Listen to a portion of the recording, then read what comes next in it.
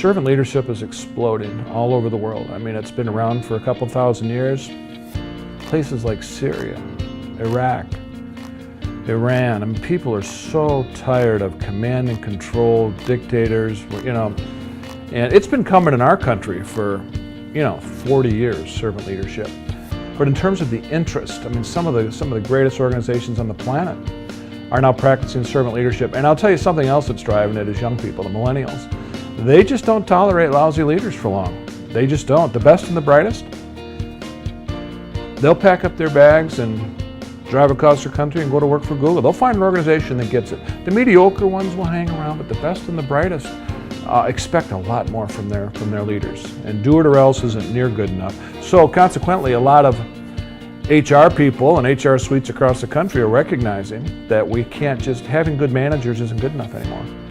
People who can plan and budget and problem solve and organize and read balance sheets. I mean, we can send you to class and teach you that. We need people who know how to inspire and influence people. People who can get people to own the mission, create excellence in an organization. Who can do that? And get people to feel good about the mission and want to stay and contribute and be the best they can be. And how do you get people from the neck up? That's the whole challenge of leadership. We can hire anybody to get people from the neck down, hands and legs and backs.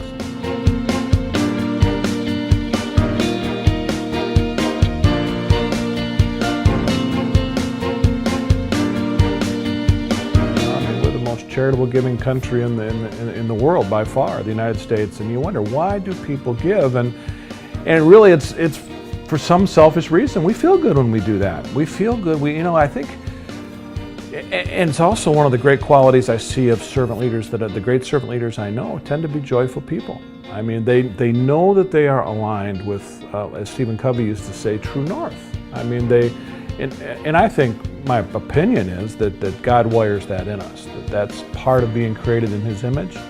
And I think it can get distorted and lost in this fallen world, but I think deep down, when we are aligned and serving and identifying and meeting the needs of people who've been entrusted to our care, we feel good about that. We feel aligned. We feel we have purpose.